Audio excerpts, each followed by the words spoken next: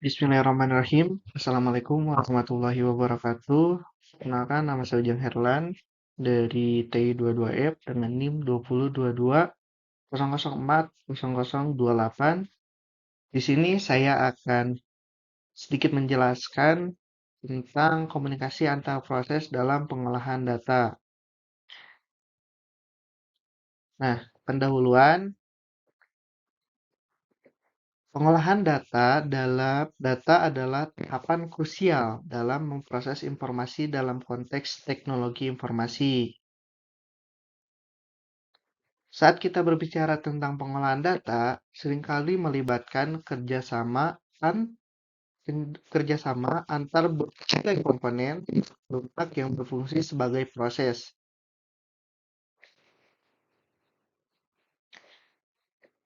Dalam konteks ini, komunikasi antar proses memegang peran sentral dalam memungkinkan berbagai komponen ini berinteraksi, berbagi data, dan saling berkoordinasi tanpa komunikasi yang efektif antar prosesnya. Pengolahan data yang efisien dan andal akan sulit dicapai. Pengolahan data adalah langkah kunci dalam pemrosesan informasi. Lalu, komunikasi antar proses memungkinkan berbagai komponen perangkat lunak untuk bekerja sama dalam pengolahan data. Tujuannya memahami peran penting komunikasi antar proses dalam efisiensi dan keandalan pengolahan data. Lalu di sini ada model komunikasi antar proses.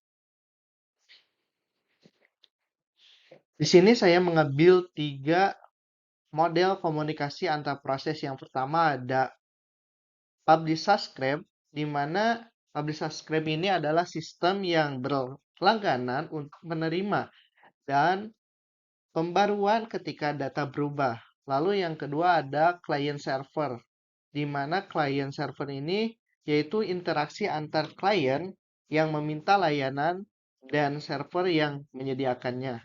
Lalu yang ketiga adalah peer-to-peer. Setiap node berfungsi sebagai pengirim dan penerima data. Lalu selanjutnya ada protokol komunikasi. Protokol komunikasi sendiri adalah aturan dan format yang mengatur pertukaran data.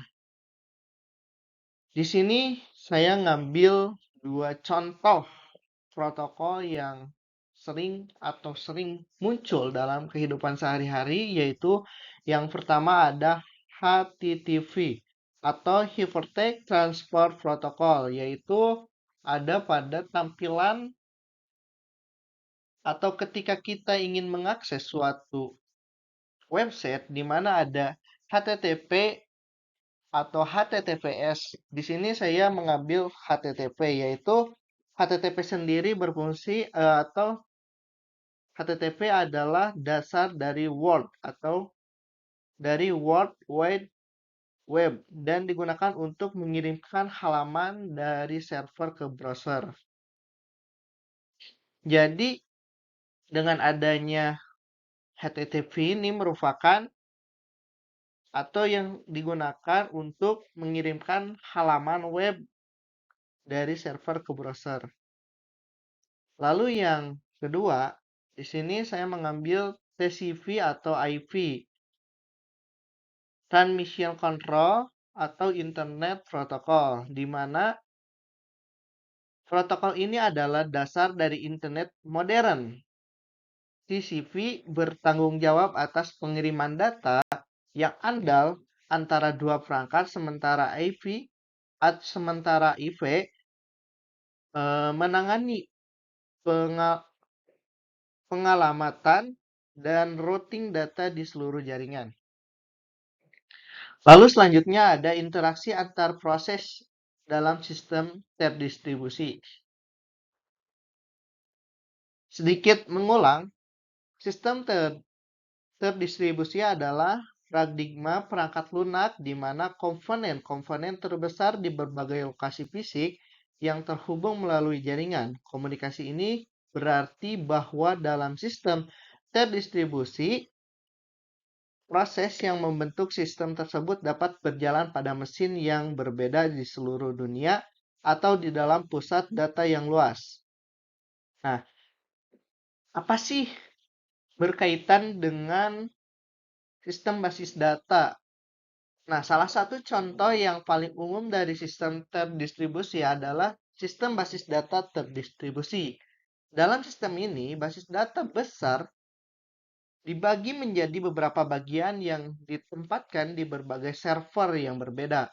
Pengguna dapat mengakses dan mengelola data ini melalui jaringan dan sistem akan merespon permintaan dari berbagai lokasi. Ini menggabungkan keuntungan pengolahan data yang terdistribusi dengan penyimpanan yang terdistribusi. Jadi tujuan tujuan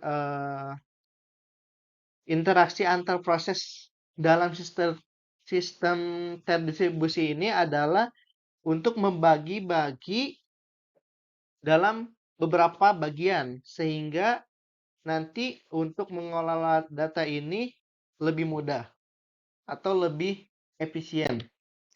Lalu selanjutnya ada keamanan dan keandalan komunikasi antar proses. Nah, keamanan sendiri dalam konteks komunikasi antar proses, menjaga keamanan data dan informasi sangat penting untuk melindungi informasi sensitif dan menghindari potensi ancaman keamanan. Di sini ada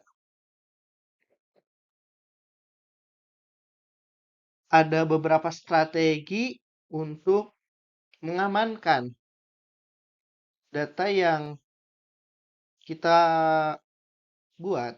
Di sini ada yang namanya enkripsi data, di mana enkripsi data adalah proses mengubah data menjadi format yang tidak dapat dibaca tanpa kunci atau dekripsi yang benar.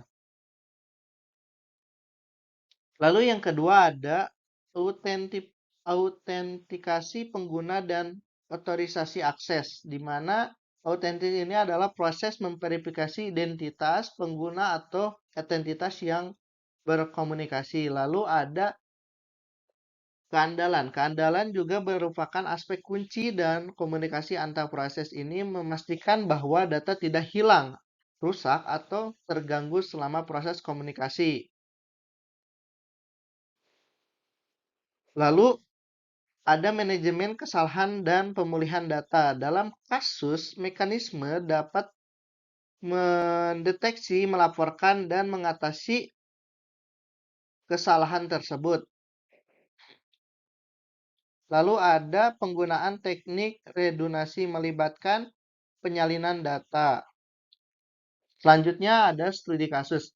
Studi kasus pada kehidupan sehari-hari yaitu ada dalam IoT.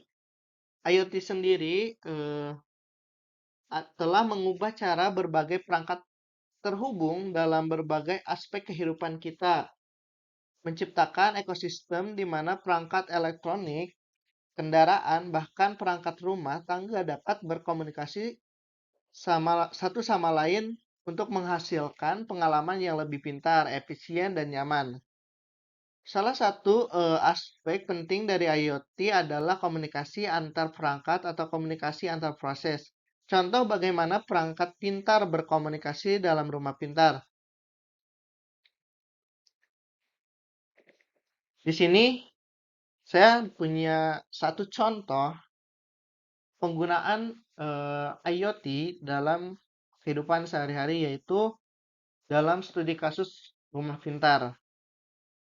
Ambil salah satu contoh, di situ ada lampu. Ketika lampu itu nyala dan posisi rumah gelap, maka lampu itu akan hidup sendiri. Lalu selanjutnya ada tantangan dan tren terkini. Tantangan sendiri itu terbagi menjadi dua. Yang pertama ada komunikasi antar proses dalam sistem berbasis microservice. Nah, salah satu tantangan utama yang dihadapi dalam komunikasi antar proses adalah konteks sistem berbasis microservice tadi. Apa sih itu microservice? Adalah arsitektur perangkat lunak yang terdiri dari banyak komponen kecil yang berfungsi secara independen, mengolah komunikasi antar microservice yang berbeda dan memastikan keselarasan mereka. Lalu yang kedua ada skalabilitas dan latensi dalam jaringan global. Dalam era globalisasi, komunikasi antar proses sering melibatkan jaringan yang melintasi batas geografis. Tujuannya yaitu menjaga stabilitas yang tinggi dan latensi yang rendah dalam jaringan global adalah tantangan yang terus berkembang. Nah, apa sih yang selanjutnya ada tren terkini, adaptasi komunikasi untuk kecerdasan buatan. Nah, salah satu tren terkini yang paling menarik, integritas komunikasi antar proses dan kecerdasan buatan adalah AI. AI dapat digunakan untuk memprediksi pola komunikasi, mengoptimalkan jaringan, dan bahkan memahami konteks komunikasi. Lalu yang kedua adalah peran penting dalam pengembangan teknologi masa depan. Komunikasi antar proses adalah elemen inti pengembangan teknologi masa depan. Dengan pertumbuhan IoT tadi, komputasi terdistribusi, dan sistem cerdas komunikasi yang efisien dan aman antar komponen. Selanjutnya, eh, cukup sekian presentasi dari saya. Mohon maaf jika ada kekurangan. Cukup sekian. Wassalamualaikum warahmatullahi wabarakatuh.